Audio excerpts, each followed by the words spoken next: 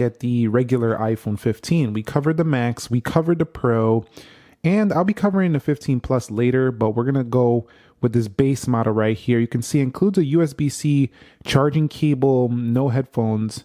Those are sold separately, similar to the other models, although you can feel out the iPhone a little bit. It's not quite as thick as the one you could feel on the Pro box. You'll see right there, the Apple logos on the box are actually the same color as the phone. So if you just kind of look there, you kind of get an idea of the color of the phone.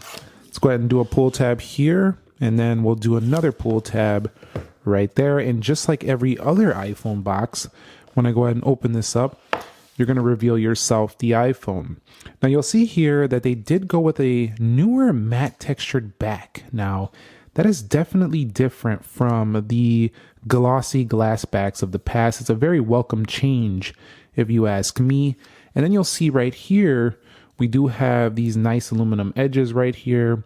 This phone feels incredibly light, maybe even lighter than the iPhone 14 or 15 Pro. So I'm going to go ahead and get this thing boot up here and we'll look at what's in the box. So this should have some charge.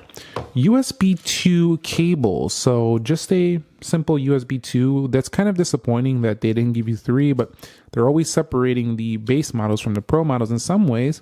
And I'm pretty sure a lot of people aren't going to be transferring a lot of stuff, needing those extra speeds on the base model. So maybe it's not a big deal after all. Apple stickers right there.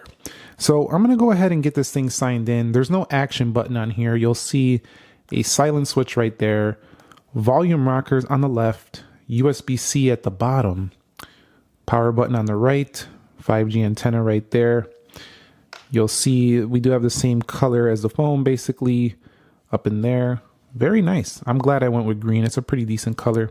Although the back is kind of light though. You know, it is kind of like they all have this, like the lighter colors all have like this whitish color to the back of them. Okay, so we are now in the iPhone 15, and just like the other iPhone unboxings I did, this phone comes with the iOS 17 wallpaper right out of the gate.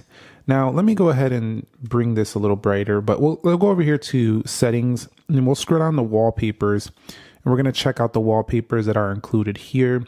You'll see basically all the same as the other iPhones, but down in collections, you are going to find yourself a collection of iPhone 15 specific wallpapers. They're going to be right here once it loads up. And you'll see we do have like this big, I don't even, what is that, a pebble? Or is that a lava lamp? I don't know what that exactly is, but you could see blue. We have the black for the black iPhone, and I've seen the black one in person. That one looks fire. It looks like a true matte black iPhone. So I'm probably going to get the Plus in the matte black. But you'll see pink, yellow, green, blue, and black. Now let me know, do you guys like the iPhone 15 Pro wallpapers more, or do you like the ones that were included with the base 15? Let me know down below in the comments, and let's actually set that wallpaper here as we continue to talk, because I don't really like them when they put the iOS 17 wallpapers on there. So new here again is going to be Dynamic Island. And the thing about this phone is pretty insane is that if you bought a 14, I think you might have snoozed, because the 14, this is more like the 14 Pro now. You have Dynamic Island on such a light, nice design, and you do have yourself the A16 Bionic chipset in here. So this thing should fly just like the iPhone 14 Pros of last year without the weight penalty. In addition, in camera, there's something new here with this phone. Let's go to continue. They have a 2X. Now, I'm not sure that's a telephoto, but they have a 2X option right there. And then you could go 10 times zoom. So you can go twice as much zoom as you could before. That makes this a very solid option for most people.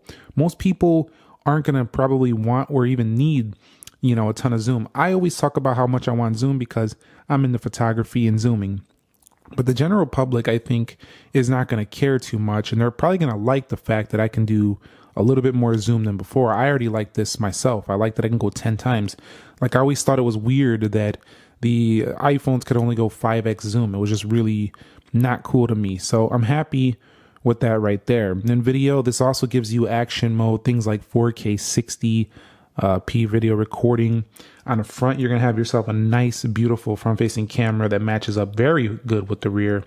I think we might have ourselves a phone that has, you know, a big popularity close to that of what we've seen with the iPhone 11 with this 15. Now, when it comes to the battery life, the first impressions are I can't really tell you, but I can tell you my first thoughts. Having a bigger battery with a better chip, I do think this might have better battery life than the iPhone 14.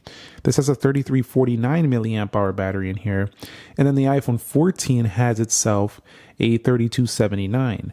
I gotta tell you though, I'm loving on first impressions, the matte textured back and just the light feel. This thing only clocks in at around 171 grams.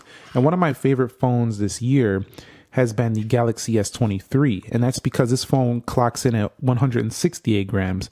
So this one's still a little bit lighter, but I don't know what it is about the iPhone 15. It feels like equally light, even though it's only about 3 grams difference. But just the size and the weight of this, I loved. And I think, you know, a lot of people are going to love the size and the weight of this. This thing is going to be so practical to hold and use. You're going to love this thing when it comes to the weight. Trust me on that. I don't have much more else to say about this phone. You know, we'll do some more close-up shots so you can get an idea of what the phone actually looks like. I want to give you that just in case you're not able to get to the store right now. You can see there's the camera lens. You can see it's a very thin phone.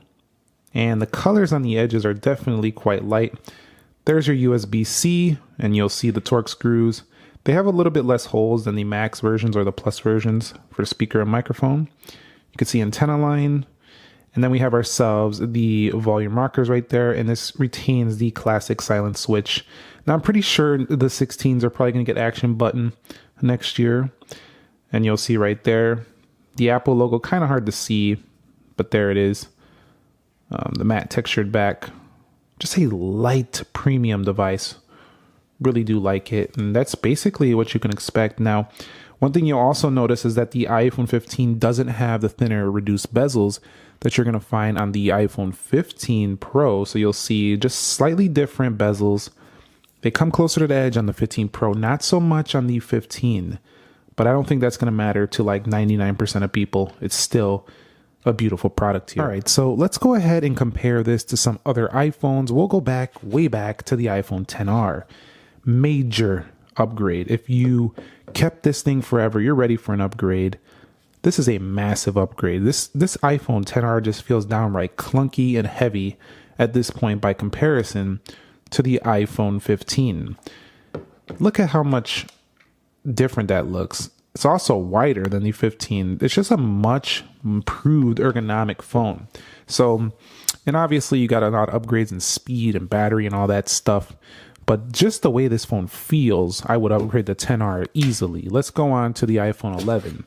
Similar to the iPhone XR, a clunky big 6.1 inch screen, although a durable beast with that thick aluminum. I love the iPhone 11. It was an amazing device at the time.